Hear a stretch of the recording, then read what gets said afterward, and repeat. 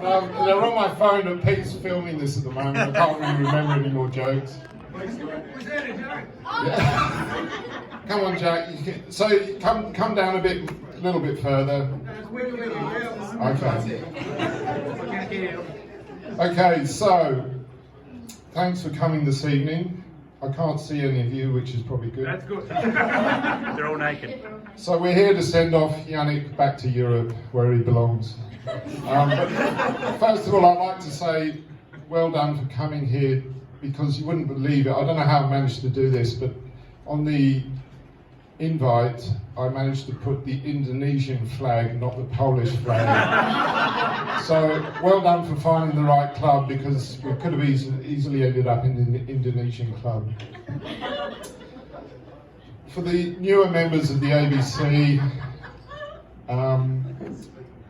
you wouldn't have known that we used to do a lot of outside broadcasts, which were really like travelling circuses. Every Saturday we used to get in a big truck and take it to various places to do football outside broadcasts. And the most fun we ever had was in Launceston. Of course! Because towards the end there were more crew than actual audience watching the football, which was quite amusing.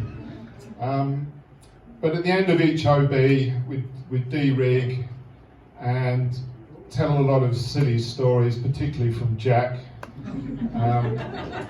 in the departure lounge, and it was really a fun time. And central to that fun time was, of course, Janek, who was always there to make light of the whole day. But it was really fun. And you know, they actually paid us to go up to Launceston, and the very first thing we ever did was go straight to the pub before we did anything. 2 hours in the pub, we'd then think about pulling all the cables out to rig it all, and then of course as soon as that's done, we're back in the pub till probably 2 or 3 in the morning.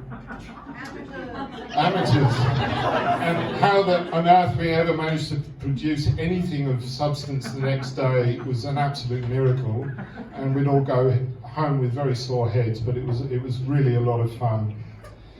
So going back to Janek, he's such a great guy. He's helped train me on camera, and his basic training was turn it on and point it in the right direction. More recently, he's trained me in the satellite van, and it's the same principle. Turn it on and point it in the right direction. Look at the sun. Yeah, pointing at the sun usually works. But being a friend of Janek's not without its challenges. Before I met him, I was just a quiet Englishman who enjoyed just drinking tea. Of course, you know what Janek's addiction is, and it's coffee. And recently, I did this challenge with him over the years. I'd say, I found this great cafe and let's go and try it. But I knew that as soon as he tasted it, it's no good, it's rubbish. And recently he took me to a place in Elizabeth Street that he thought might be quite good. And I was just laughing as soon as I took a photo, and I was just in hysterics as soon as it's on the table, because I know what he's going to say. And this time he said, yeah, the bread's really good. But caffeine is not the only addiction I've got now since knowing Janek. Alcohol is the other one.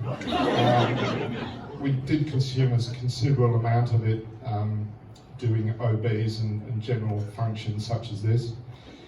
And the other problem I've now got is extreme anxiety, because Janek has very high standards, and if you do not meet them, Emily Baker will agree with me, I think. If you do not get to them, you feel slightly inadequate. So I've gone to my doctor for some pills, and it's kind of working. Actually, I've forgotten a little present. I've got it in my jacket, but I'll give it to you when Geordie's coming to say a few words.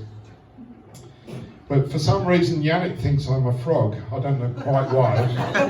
I've got a luminous jacket, and he thinks thinks that I hop around or something. I don't know.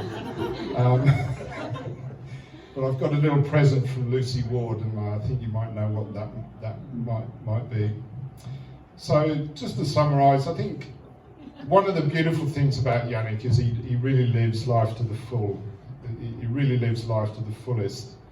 And in these really strange times we're living in, I think that's a really beautiful aspiration to have, because if we don't live life to the fullest, then what's the point in living? And that's why we're all here, to say goodbye to such a great guy. So I would now like to hand over to Geordie. I think he's got a complaint about the food this evening, because there's not enough fried chicken for his liking. So yeah, your son is coming up on stage and he's got a few words to say.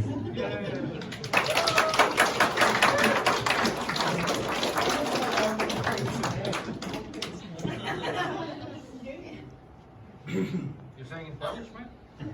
No. Oh, come on. Legend has it, at 7:30, if you were roaming around the ABC, then you might see the legend himself, the myth, the master, Janek Frankowski. Don't give me problems, give me solutions. You might hear him say under his breath, bloody journals, live crosses, unbelievable. You can only imagine the rest. If you were to see him around this time, be careful, for the master has just finished as he's portrayed. He pressed the button, made magic happen, and now he needs some honey vodka for it's the end of the day. Legend has it that the master has been down under for a few years, as the daylight came past and the night moon shone, with many a cappuccino, Krunsky and chocolate, not to mention Emily's Stockholm syndrome. Time is money, bada boom, bada bing, the legend proclaims nice and stern. But be careful, because if he spots you, come here, young master, it's time to learn. Now, if the camera is here, the talent is here, he looks at you fiercely, scribbling on a napkin, eyes inferno. The window is closed, the light source is from there, then where do you put your journo? I put them there, you proclaim. Yet he looks at you with glee. Oh no, amateur. You forgot all about the MD. He drinks his coffee down, but he's quick to announce, ugh, unbelievable, too milky. Frog laughs at the master's bold claim. Janek, this is just black coffee. It's milk-free, he says. Legend has it that if you caught him midday, you would only ever see him briefly for fun. For the wild master would just mutter 4 words. I'll be on HBA 2-1. Rest assured, if anything goes to wrong, like a journo tripped on a light with their shoes, Janek would probably just laugh it off. Don't worry, master, it's only news. Grandpapa Janek is mates with everyone. The ABC is his home. You know his turf. From the journos, producers, editors and techos. And yes, even Papa Smurf. Now, he may not be a mind reader, but surely he must be it. Because for years he has never gone to a single meeting. He just says, forget about it. Now, with all the jokes aside, no more puns and laughter, I think it's time to acknowledge the man that we're all here for, the Polish wonder, who worked with a national broadcaster. Within my time here, I've learned so much from him, and I just wanted to let you know, Janek, thank you for going out on a whim. For your many years within our field, you've gained so much knowledge and wisdom. Your cheeky smile and your stern eye has changed the way I see camera, news, and film. We probably all look like we're some part of a cult with our t-shirts and our phrases, but rest assured you, it would probably make a great cult leader. You know, good old Janek. Just let's have a check-in on Emily's Stockholm stages. I wish this poem could go on for more, but truth be told, it's probably coming to an end.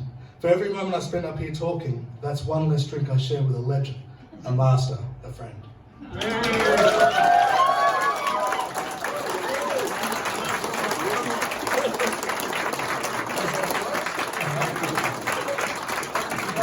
I've got a present for you. Come on. What is it? Open it and you'll find out. Right. Coffee? No. And you can't eat with the frog? Yeah. Get up in the front of the mic. And this is from Lucy Ward. Oh, unbelievable. Little froggy, you coming with me? So this is a little present to remind you of me. Eiffel Tower with frog. Egypt with frog. Yeah, he's my friend. Guys, quick, I don't like speeches. Thanks for coming. He's a shy guy. Yeah, I'm very shy, I'm just speechless, as usual. I'm very quiet. 16, 17 years ABC, love it. Love the people. Oh, come on. At least some of them. Make sure, guys, time is money. I hope you the best, and I hope to see you in the future somewhere around the world. Yeah.